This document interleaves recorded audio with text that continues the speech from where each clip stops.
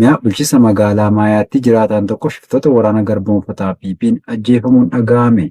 Gabaasa qindaa'eef Jaalamansiis Kaayyoo. Baha Oromiyaa bulchiinsa magaalaa Maayaatti iddoo addaa magaalaa baatee Araddaa Xinniqqee jedhamutti gaafa muddee 24 2025 loltoonni Abbaarree Biltsiginnaa kanneen irree fi aangoo isaanii uummata harka duwwaa irratti argisiisuu aadeffatan nama nagaa tokko yakka malee ajjeesanii gatuun ibsameera. Namni ajjeefame kunis maqaan isaa Taajuddiin Muhammad Abdullee kan jedhamu hoggaa ta'u bira humnaan olii gaafatanii wanta dhiyeessuu waan dhabe qofaaf humnoota milishoota kan Koloneel Abiy Ahmediin bobbaasan lubbuun isaa darbuun ibsameera. Dargaggoon kunis puulii dhuunfaa isaa kan qabu ta'us baasii fi galiin isaa wal madaaluu dadhabuun qarshii gareen BDPP kunneen gaafatan dhiyeessuu waan dadhabe qofaaf lubbuun isaa akka dabartees itti dabaluun himaniiru. Milishaan ajjechaa irratti raawwatan osoo dargaggoon kun hojjeteen kaffalaa lubbuu kiyyan baasinaa jedhee irra deddeebiin kadhatu ajjeesan. Hammeenyummaa lukkeelee kanneenii fi sirna dhabdummaa Biltsiginnaa warra lubbuu nama baasuun gootummaa itti fakkaatunis ajjechaan kun irratti raawwachuu jiraattonni gadda isaanii ibsaniiru. Godina Jimmaa aanaa Sigmoo keessatti waraanni garboonfataa PP maqaa kaffaltii garaa garaatiin uummata saamaa jiraachuun himame. Sababii biyyaa dabalata qaba. Godina Jimmaa aanaa Sigmoo gandoota mara keessatti uummanni Oromoo sababa waraana murna maafiyaa PP'f ba'ee galuu fi oolee buluuf abdii jireenyaa dhabuun yaaddoomaa keessa kan jiru yoo ta'u tibban ammoo maqaa kaffaltii adda addaatiin saamichi nurratti geggeeffamu daraan ammaatee jira waan salphaatti himamee dhumu miti. Guyyaarraa gara guyyaatti nutti wal jijjiiruun saamicha daangaa darbeen akkaataa jireenyaa dhabsiisaa jiru jechuun jiraattonni gandoota aanichaa dubbisnee har'aata biyyoolessa Oromiyaatti himaniiru. Akka jiraattonni onichaa jedhanitti caasaaleen murna Biltsiginnaa nagee seeraa tokko malee fi kaffaltii daangaa hin qabneen qe'ee keenya irratti jireenya keenya golgoleessaa jiru jechuun dabaluun dubbatu. Koloneel Abiy Ahmed caasaalee isaa gubbaan gagadiitti jiran diriirsuun karaalee garaagaraa fi tooftaa adda addaatti dhimma ba'uun maqaa kanneen akka buusaa gonofaa, inshuraansii fayyaa, waraqaa miseensummaa fi kanneen biroo hedduun saamaa jiru. Kun hundumtuu hawaasichaaf bu'a qabeessa osoo hin taane qaala'insa jireenyaa kana keessatti balaa hammaataadhaaf akka saaxilamnu taanee jirra jechuun jiraattonni dabaluun addeessanii jiru. Duulli Biltsiginnaan saamicha qabeenyaa irratti bobbaa'uun gaggeessaa jiru kun karaa seera qabeessaan osoo hin taane hawaasicha dadhabsiisuu fi bittaa kolonii isaaniif jilbeenfachiisuuf afaan qawween uummata Oromoo goleewwan cufa keessatti dararaa jiraachuun isaanii kan beekamudha. Godina Wallaggaa aanaa Qilxukaaraatti waraanni murna Biltsiginnaa dargaggoo tokko rasaasaan rukutuun miidhaa hamaaf saaxiluun himame. Gabaasa kanaaf Jaarkennaa Sabaa. Godina Lixa Wallaggaa aanaa Qilxukaarraa ganda Guyyoo Saccii keessatti muddee 24,2025 waraanni faashistii PP dargaggoo maqaan isaa Sanbataa Amanuu jedhamu osoo inni karaa deemuu rasaasaan rukutuun miidhaa qaamaa ulfaataaf saaxiluun yeroo ammaa hospitaala bulchiinsa magaalaa Mandii keessatti yaalamaa ture. Haalli miidhaa isaa jabaachuu irraan kan ka'e bulchiinsa magaalaa Naqamteetti riifeeriin barreeffamuuf hin dhaga'ameera. Akka jiraattonni bakkichaa jedhan dargaggoon kun badis ta'ee yakka tokko illee qabaateef osoo hin taane waraanni badii Biltsiginnaa jibbinsa sanyii uummata Oromoo irraa qabu qofaaf rasaasaan rukutanii jireenya ol adeemaa kanaas akka dukkaneessan dubbatu.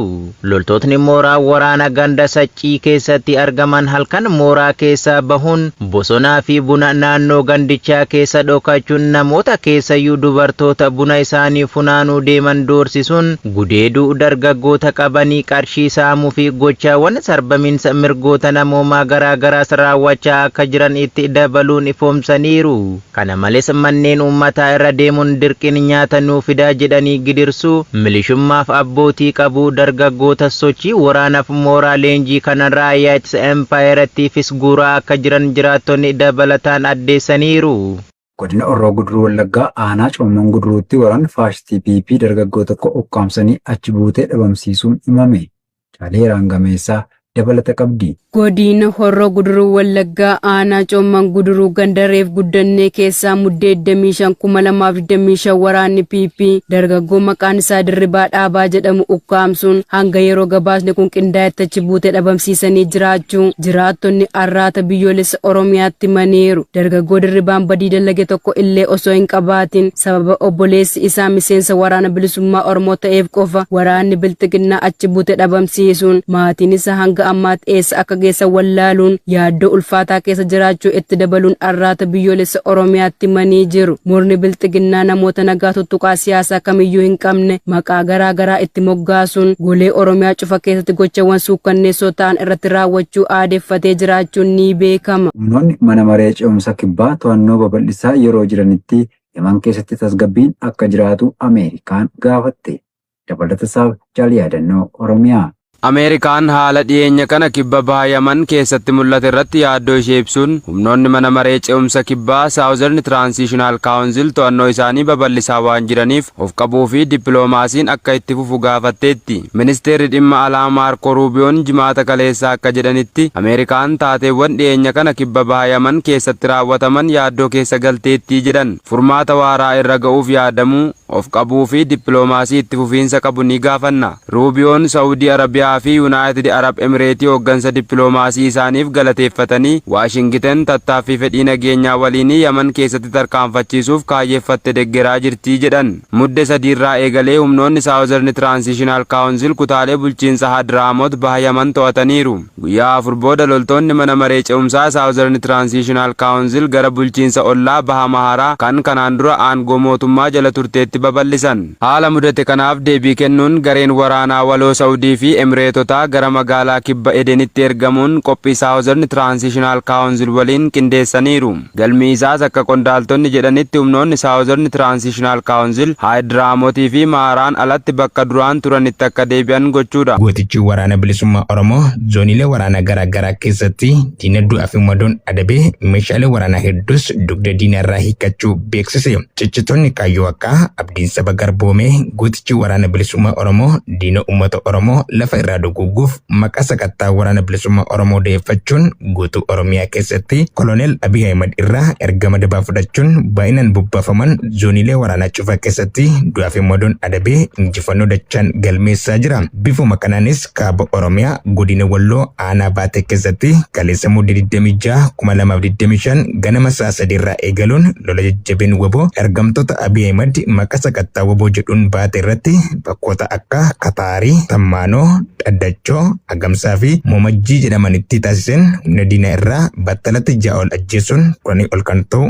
madoo damdamii hin qabneen adabee meeshaalee waraanaa adda addaas irraa dhuunfateera. Tarkaanfii diinaaf yaaddoo firaaf abdii ta'ee jajjabee waboon aanaa Baatee bakkeewwan olitti eeraman irratti fudhate du'aa fi madoon adabee kanaanis gama meeshaatiin rasaasa PKM 400 jorooroo tokko uffata waraanaa fi qophii danuu irraa booji'eera. Haliilla jabaa waboon zoonii kaaba aanichaatti loltoota faasistii Abiy Ahmed irratti fudhate kanaanis ergamtoonni sirnichaa warreen lubbuun haftee baargaddii faffaca'uun kaan qawwee fi hidhannoo ooyiruu fi qe'ee hawaasaa keessatti ofirraa harcaasanii huccuu jijjiirrachuun gara mooraa isaaniitti deebi'uun ifoomeera. Ittuma fufuun irree fi gaachanni uummata Oromoo waboon zoonii lixaa godina Qellem Wallaggaa aanaa Sayyoo ganda Eeshoo bakka addaa Bajjii Baddeessaa jedhamutti gaafa muddee 25 waraana faasistii PP irratti tarkaanfii laalessaa fudhachuun du'aa fi madoon adabee qawwee AKM 2 irraa hiikuun galii mooraa qabsoo bilisummaa Oromoof taasisee jira. Tarkaanfii wal fakkaatuun waboon godina Kibba Lixa Shaggar aanaa Sabbataa Hawaas keessatti diina du'aa fi madoon adabe. Ittuma dabaluun gootichi abdii fi